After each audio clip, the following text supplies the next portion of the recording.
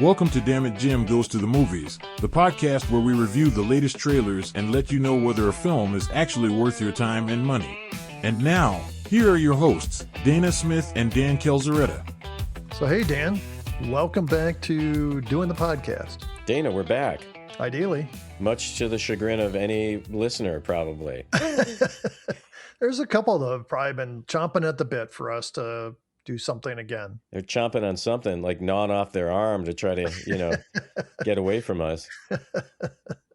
What were those movies? I never saw them, but was it Saw or something where they were like chained up and they had to like saw their arm off or saw somebody else's arm off or something? Yeah, I never saw those either because I always fear somebody's going to get an idea and do that to me, So. So, Dan, we haven't been doing a podcast for a couple of weeks now. That's right. Yeah. We were out due to a good friend of ours passing. So it was actually a woman that was kind of a mother to both of us and also to 9 of her own kids. That's right. And several grandchildren and great-grandchildren. So she was a great lady, and we will miss her dearly. And but the good news is we're back right now and ready to do something a little different today. Yeah, that's right. I'm excited about this. Before we get into that, Dan, we need to talk about what's going on in the Star Trek universe. Yeah, Dana, we learned that all the sets for Strange New Worlds and Starfleet Academy were completely torn down, trashed. I don't know what they do with them, but they're gone, which means no more Star Trek television for the foreseeable future, at least on Paramount. So my question is, can I cancel my Paramount account now, Dana? It costs me almost $10 a month. Did you know that? Not yet. We still have season 4 and season 5 of Strange New Worlds. And we also have season 2 of Starfleet Academy, which, Dana, I think we're obligated to watch, And in fact, just to give an update on the cease and desist letter, so we promised that we would not say anything bad about Holly Hunter and the way she says things. And if we do, I think we actually have to go to court. Is that right, Dana? Is that what they said? Something to that effect. It is court, jail, something. So we have to be really nice during season 2 of Starfleet Academy, which we really hope gets a season 3 and 4 and 5 and maybe 10. Who hopes that? Well, we do. That was part of the agreement, with the lawyers. Gotcha. Yeah. There was also an NDA we signed where we're not supposed to tell anyone what the agreement was. Well, that makes sense, yeah. All right, we should be good with that. But what's the other news, Dana, in the Star Trek world? Well, I read yesterday that there is a Star Trek movie that is moving forward at Paramount. Wow. The article didn't say what the movie was about, who is a star in it, the basic plot, nothing. Yeah. So it just said that it has been given a green light for pre-production. Well, I think we can say this, Dana. We have been asked to be extras in the film. Yeah, they want to put us out in space without suits. Okay, Dan, this week we're doing something completely different. We're looking at, was it 5 or 6 movie trailers? I think it's 6, Dana. Yeah, so we're looking at movie trailers of upcoming films. Dana, I got to say, I love movie trailers. When I go to the movies, I love to get that half hour of movie trailers or 20 minutes. And actually, we part of what sparked this is we went and saw the movie Holy Grail. Holy Grail.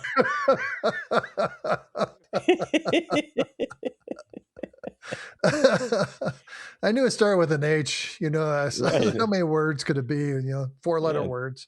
Two words, So, we saw the movie Hail Mary while you were in town.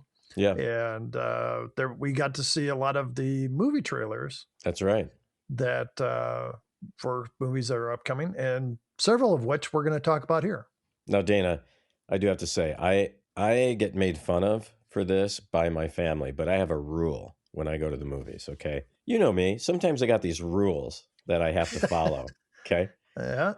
One of the rules is when I go to the movies, I do not start my snacks until the movie starts. I don't eat them during the trailer. I don't eat them during the freaking commercials, which they now have at movies, which drives me insane. But I do not touch it until the movie starts, Dana. That's my rule. That's a good rule.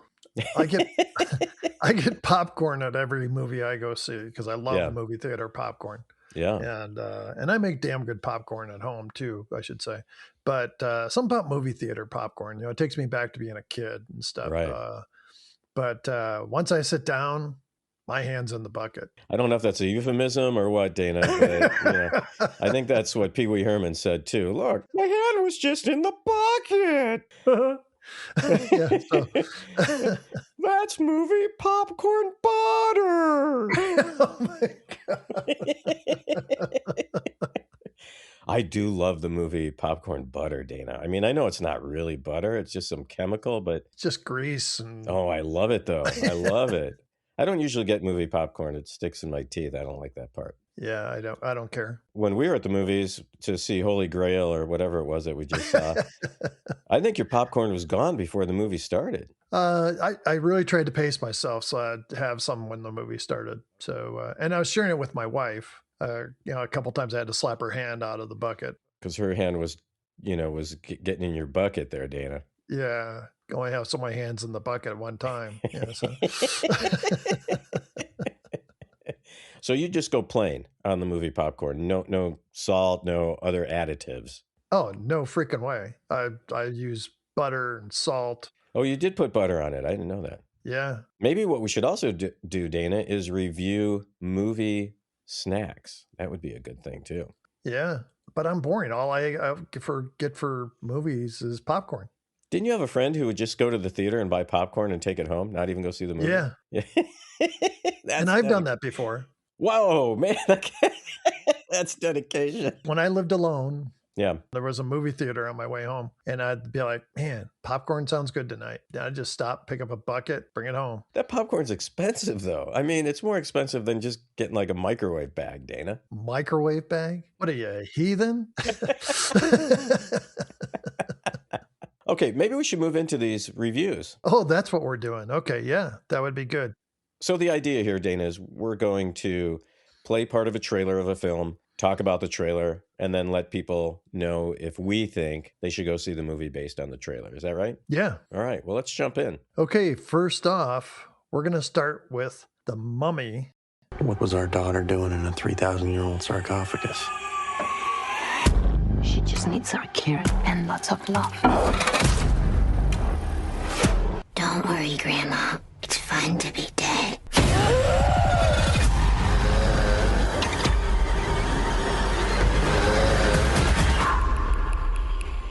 Okay, Dan, tell me what you thought of that trailer. Well, the trailer seems a lot like other horror movie trailers, Dana, to me. You got those quick jumps. You got the short glimpses of some type of monster. You got the scary music. My question is, though, Dana, why would you bring this creature into your house? And then, there's also seems to be a lot of skin peeling and blood spewing, right? Evil spirit transferring and generalized horror tropes in the trailer. There's also the obligatory funny line, "Don't worry, Grandma, it's fun to be dead." Yeah. Yeah, Dan. This is quite the new take on the Mummy story. Yeah. In the old ones, I'm going back to like the one with Boris Karloff, it's always some archaeologist who unearthed a tomb that's got a curse on it. Yeah. And then the mummy comes to life to protect the princess or whatever that was buried in there, and it starts killing people. Yeah. And I love those movies. Yeah, I did too. Yeah. And then we had the Brendan Fraser ones. Yeah. Those were exciting. But this one, it's like you said, it's a little freaky. She's a little girl, the mummy. She seems to have some sort of skin pigment issue, where maybe it's lacking pigment, like it's been wrapped up in bandages for a few years. Yeah. She's basically a little monster. Yeah, like most kids.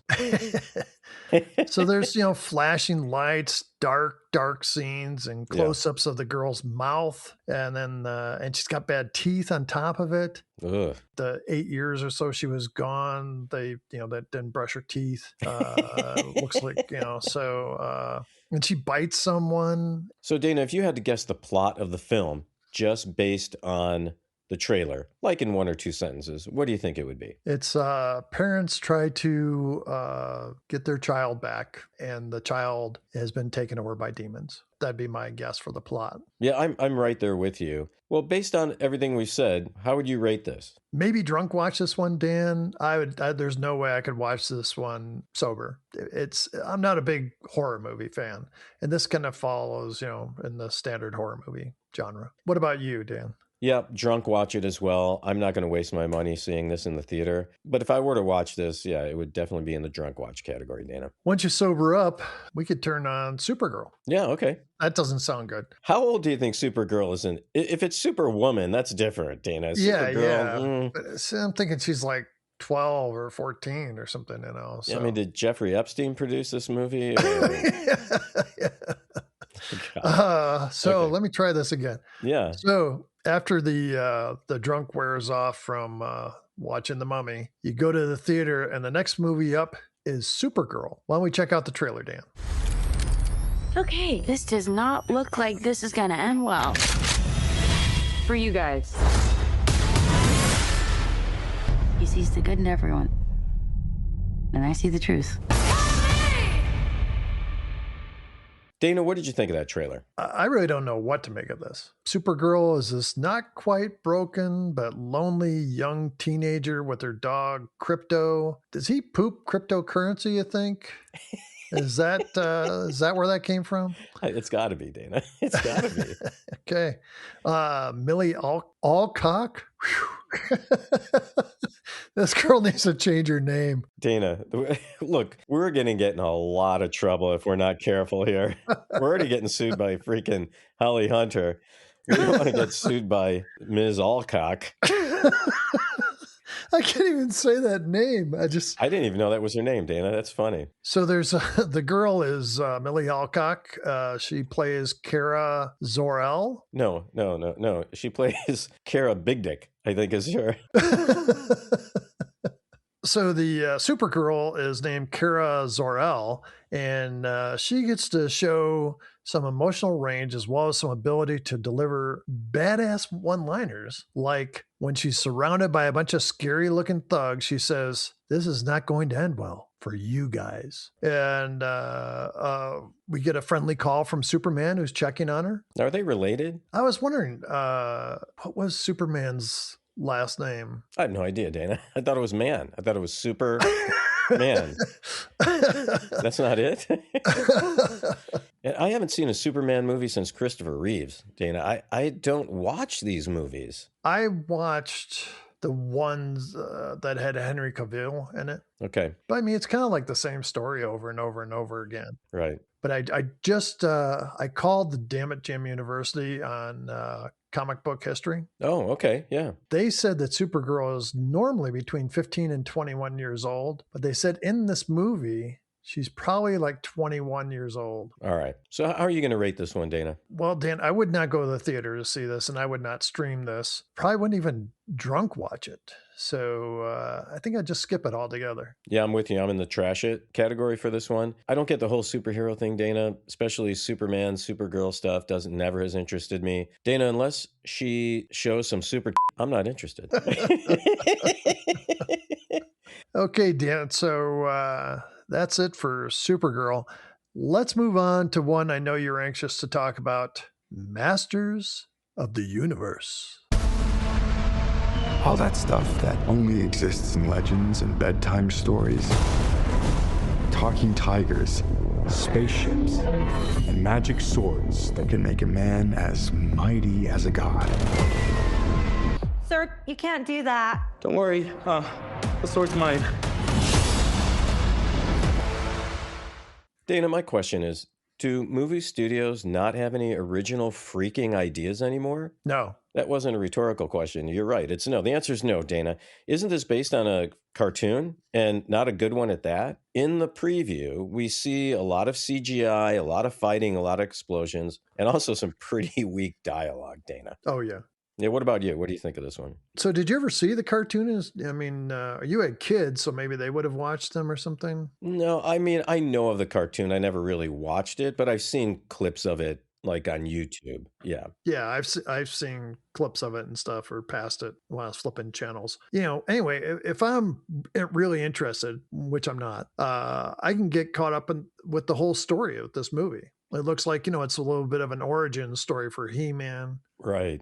He talks about, basically how he got started. And then he's got this big sword, a really big sword. He might be compensating for something, Dan.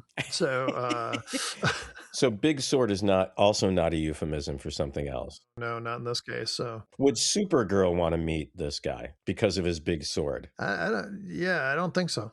Okay. So there's big battles, and the scary villain Skeletor, which is portrayed by Jared Leto. Oh, it is. Okay. There's like this. The only thing I can call is like magic and fantasy type fights, where it's kind of like, it looks like average, almost TV like special effects. Right. It's got a cast that includes Idris Elba. I mentioned Jared Leto, Kristen Wiig as Roboto, and then there's a guy who's called Goat Man. It almost makes me want to see the movie just to see what Goat Man's about, but not really. This is for kids, Dan. They again try to bring in the adults, so like the parents that take the kids aren't completely bored out of their minds. Right. There's an attractive woman in it. Like you said, the dialogue's not great. The humor's kind of juvenile, which you'd think that'd be something we would be up for. Right. Yeah. One of the things that happens, and this is kind of a warning, He-Man stops a giant spinning blade with his bare hands. Whoa, man, that's gotta hurt, Dana. Yeah. And, I'd keep an eye on your kids so they don't try to stop the lawnmower blade with their bare hands or something. It's just, how kids try to imitate art. So I saw this in the movies. Just turn that lawnmower upside down. I'm going to get that blade. This would be one to watch with your friends when you're drinking, maybe heavily. Maybe turn it even into a drinking game. Just watching the trailer, Dan. I'm thinking of having a drink or five right now. Yeah, I don't think this is one that I'm going to be rushing out to see in the theater or catch it on streaming either. What about you, Dan? Yeah, trash it. I'm not ever going to see this movie, Dana. And look, I love Idris Elba. I think he's a great actor. And if he decided to do this film, maybe there's something worth seeing. But he also might have done it just because he needed the cash. I really don't know. But from what I see in the trailer, I'm not rushing out to buy a ticket. I'm not going to watch it on streaming. I'm not even going to waste alcohol, Dana, to watch this thing. I'm just trashing the whole thing. So, Dana, on to trailer number 4, Disclosure Day. Good morning, Kansas City. Today's...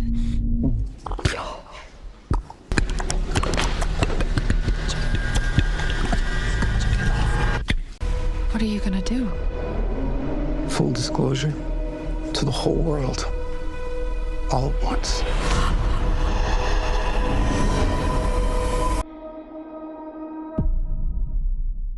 Dan, this is a Steven Spielberg movie, wrote and directed this. And he kind of goes back to his E.T. roots, sort of. It starts off with Emily Blunt suddenly speaking alien, and no one understands what she's saying except for one man. And that man wants everyone to know the truth about aliens and stuff. I think this is going to be exactly what you'd expect from a Spielberg movie. Great special effects, very dramatic scenes, an average person thrown into an extraordinary situation where they have to be more than average. Got floating objects, a creepy villain played by Colin Firth, crop circles, car chases, and so much more. I believe this will be a big hit at the box office. What about you, Dan? Yeah, what I really love about this trailer, Dana, is the freaky, clicking noises that she's making. I guess it's the alien language or something, but that is kind of creepy, Dana. That whole weird clicking thing, and we heard it in the trailer. I agree with you.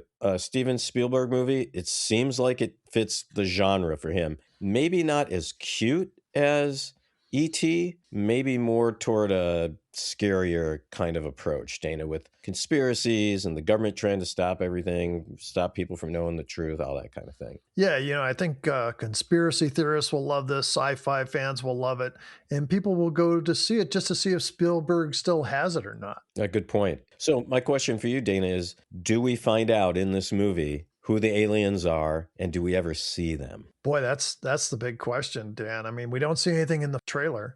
Right. So I'm thinking we're going to catch glimpses, but I don't think we're going to have a scene like in Close Encounters where they come out of the ship and do sign language and stuff. Now, remember in the first cut of Close Encounters, that wasn't in there. That got added later. Oh, yeah. Maybe it's a similar kind of thing that's going to happen. I'll tell you, Dan, I would go see this in the theater. Yep, I'm in the same boat, Dana. This is definitely a see it for me. I mean, Steven Spielberg. I love this idea of aliens contacting humans. I mean, this idea in film and in literature goes way back. So this is one I would go and see in the theater, and I probably would want to see it in the IMAX theater as well. Disclosure Day will hit theaters on June 12th. Okay, Dan, next up, we have the next Star Wars film, The Mandalorian and Grogu. You're a clan of two, a Mandalorian and a child of destiny. Your story is far from over. This isn't about revenge. It's about preventing another war. You will suffer. Long live the Empire. This is the way. So, Dan, what do you think of the trailer? Well, the Mandalorian has to protect Grogu. Some people mistakenly call him Baby Yoda. From some unknown plot to kill both of them. There's a lot of Star Wars type action in the trailer, some scenes of Grogu being cute and funny, and the Mandalorian flying around and shooting stuff. It seems very typical Star Wars type stuff, Dana. What about you? Did you ever watch the show on Disney? Yeah. So it's an extension of that. And all of that was a modern day Western. And I think they continue that on here. He's the lone gunslinger trying to do what's right. And he works by a specific code. He protects Grogu, who's basically a young Jedi apprentice who has amazing powers from the Force. This is designed to be a fun movie. One of the things I think with Jon Favreau, who directed this, he doesn't take his stuff too seriously. He puts in humor. He has fun with it. And he did the series too, right, Dana? Yeah. Pedro Pascal returns as the Mandalorian, and the film also features Martin Scorsese and Sigourney Weaver. I didn't know Martin Scorsese was in it. But yeah, I think this will be a fun film to watch in the theater. Yeah, for me, Dana, I'm going to stream it. As you said, it seems like an extended version of an episode of The Mandalorian. I really did like that series, Dana, but I'm not going to go to pay to see it on the big screen when it will probably come to streaming not long after its release. So I will watch it, but I'm going to stream it. And obviously, no one's going to die in this movie, Dana. I mean, if they want to continue the series or they want to have, The Mandalorian and Grogu Jabba the Hutt. That's a huge though, I bet, Dana. It's yeah. Grogu could fit inside there. Yeah, I mean, it's just... Whole stormtrooper probably get in there. Anyway, so I'm not really sure what the tension is in this film. We know how it's going to end. That's why I think I would just go and stream it. So, Dana, to wrap up this inaugural episode of Damnit, Jim Goes to the Movies, Dune Part 3. Let's play a clip. War feeds on itself. How did Father do it? Your father never started a war.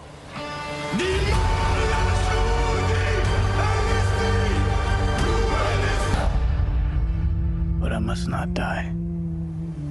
Yet. Okay, Dana, what do you think? I just saw a little bit of the first Dune that Dennis, I'm going to slaughter his name, Villeneuve. Just use a French accent and it'll be fine. Villeneuve. Oh, perfect, Dana, perfect. I was watching part of the first one that Denis Villeneuve did a few years back. Yeah. Kind of got me excited for this. There's some good battle scenes. It's got a lot of drama to it. It's out in the desert. There's a whole lot of sand, Dan. I was checking my shoes after watching the trailer. A lot of sand, Dana.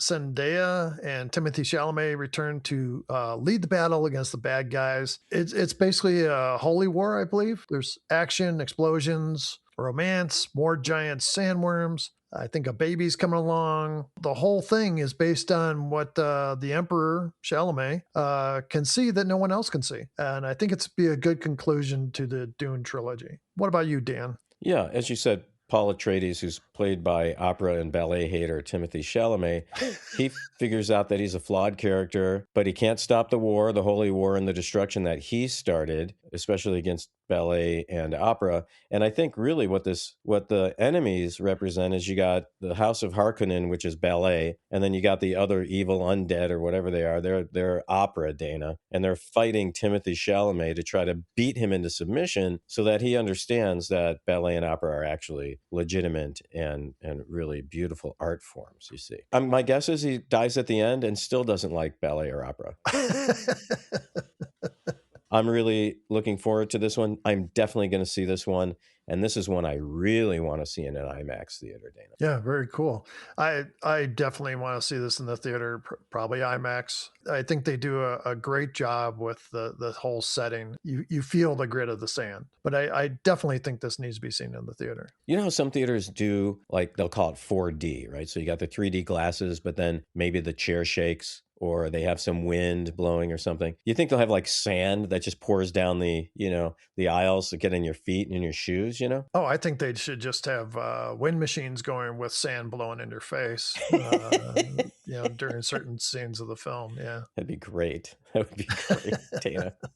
Okay, Dana. Well, hey, I had a great time in our first episode of Damnit, Jim Goes to the Movies. I'd like to invite our listeners to send us ideas for trailers they would want us to review for the next episode. But next week, we're going to go back into the Star Trek world and do some reviews of different episodes. We'll kind of keep it a secret as to how we're doing that. But I'd also like to hear what people thought of the trailer reviews and if this is something they'd want us to maybe revisit in the future. And Dan, if somebody wants to leave us a voicemail, which is probably the best way to get a hold of us, how do they do that? Dana, that number for the Damnit Jim hotline is 509-676-6298. Okay, thanks for going to the movies with us. Until we meet again, live long and prosper. Thanks for listening to Damnit Jim Goes to the Movies. This show was written and produced by Dana Smith and Dan Kelzaretta for Ramble Jar Productions. Send us your ideas for future shows by calling the Damnit Jim hotline at 509-676-6298. We hope to see you at the movies soon.